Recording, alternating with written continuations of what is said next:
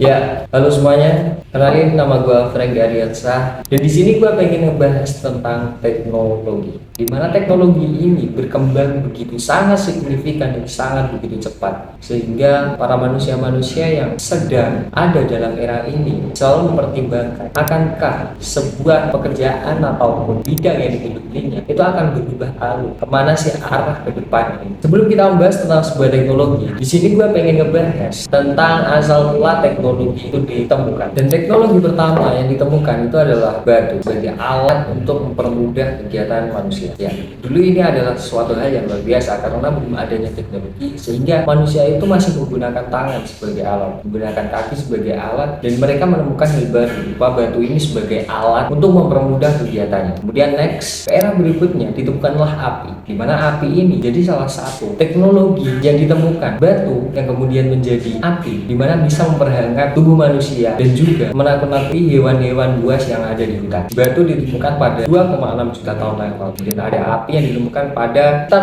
1,5 juta tahun yang lalu. Dan next, ada pakaian yang ditemukan sekitar 170.000 tahun yang lalu. Kita tidak bisa mengetahui spesifikasi terhadap tahun di mana teknologi ini ditemukan. Cuma kita bisa meraba perkiraan di mana teknologi ini ditemukan. Kemudian ada roda yang ditemukan pada tahun 2500 sebelum Masehi. Itu adalah sejarah singkat terkait teknologi yang dulu ditemukan pertama kali. Pada masa ini ditemukanlah teknologi yang benar-benar terbarukan karena sangat-sangatlah mempermudah kegiatan manusia itu sendiri. Beberapa teknologi yang bakal gue sampaikan di sini, yang pertama itu adalah artificial intelligence, yaitu yang sering kali kita gunakan berupa AI ataupun bisa kita sebut sebagai kecerdasan buatan. Beberapa teknologi ini sangat luar biasa karena sangat bisa membantu kita berpikir suatu problem solving yang bisa kita selesaikan dengan bantuan alat ini, yaitu berupa kecerdasan buatan. Kemudian ada blockchain, ya, itu adalah salah satu jaringan terdesentralisasi. Blockchain ini digunakan pada cryptocurrency dan juga ada beberapa yang menggunakan teknologi ini baik di bidang perbankan ataupun juga pemerintahan. Mungkin bukan di negara kita, tapi negara-negara maju seperti AS itu sudah menggunakan teknologi blockchain ini sebagai teknologi yang membantu pada sistem perbankan dan juga sistem pemerintahan. Kemudian ada VR.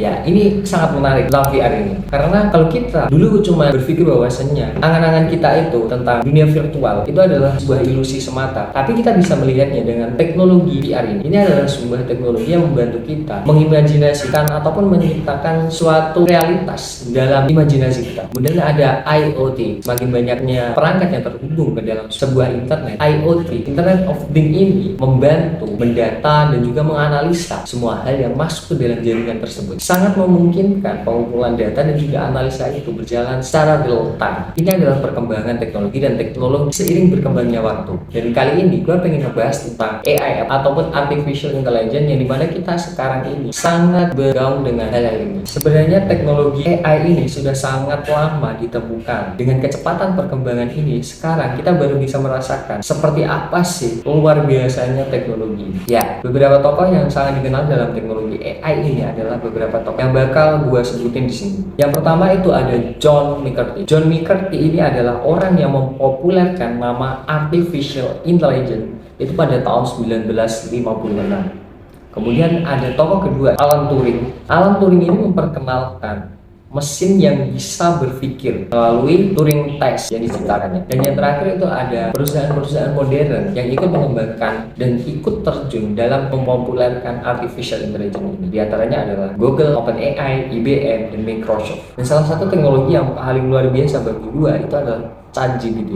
Itu adalah suatu hal yang luar biasa karena bisa menyelesaikan masalah dan sebagainya. ChatGPT ini dibuat oleh perusahaan OpenAI. OpenAI adalah suatu organisasi riset kecerdasan buatan yang berbasis di Francisco, Amerika Serikat. Organisasi ini didirikan pada tahun 2015 oleh beberapa tokoh seperti Elon Musk, kemudian Sam Altman, dan juga Greg Brockman, dan juga beberapa pengusaha lainnya dalam bidang teknologi. Ya, dan ChatGPT ini adalah model bahasa berbasis AI ataupun kecerdasan buatan. Sungguh sangat luar biasa karena dalam ChatGPT ini kita bisa menyelesaikan suatu masalah. Apalagi buat kalian semua yang bingung ketika pengen belajar ataupun tidak tahu hal apapun, kalian bisa bertanya di sini. Kalian bisa curhat, terserah buat lo yang galau atau gimana. Kemudian kita pengen bangun bisnis, kita pengen konsep suatu acara, silahkan di sini. Itu sangat luar biasa karena ini sangat mempermudah. Tinggal masukkan prompt, bagaimana kalian mengelola prompt, kalian belajar promptnya gimana, cara masukinnya, kalian dapat mengakses suatu hal yang luar biasa. Dan bahkan pada beberapa titik gue pernah coba itu masukin data dan suruh dia analisa, dan ternyata bisa dikatakan data-data itu 70%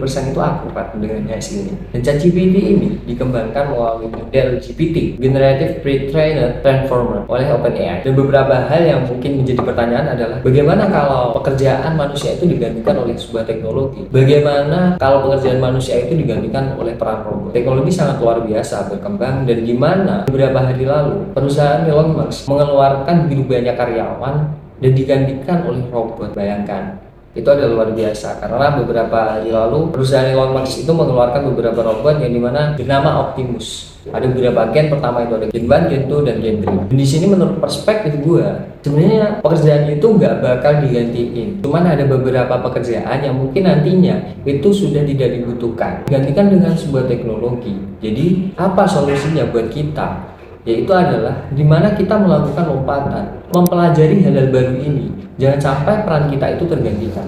Gue gak bakal bisa kalau misal gue bekerja sebagai sopir, karena juga banyak banget teknologi yang dimasukkan ke dalam kendaraan. Dalam kendaraan itu dimana nantinya kendaraan itu tidak membutuhkan supir. Di negara barat itu sudah ada kendaraan yang tidak memerlukan supir. Jadi beberapa pekerjaan itu sudah tidak diperlukan. Semua hal itu digantikan oleh peran teknologi tersebut. Kita perlu mengantisipasinya dengan kita melompat ke teknologi yang paling baru ini. Jadi kita mempelajari hal baru seperti teknologi tadi, seperti AI, kemudian blockchain, dan juga teknologi terbarukan seperti energi. Ya, semoga bermanfaat. Dan beberapa hal yang perlu gue sampaikan di sini, silahkan kalian serap dan kalian pahami, karena gue membahas tentang sebuah data. Gue gak membahas asal-asalan. Semua ini gue bahas dari semua sumber yang gue ketahui. Semoga bermanfaat.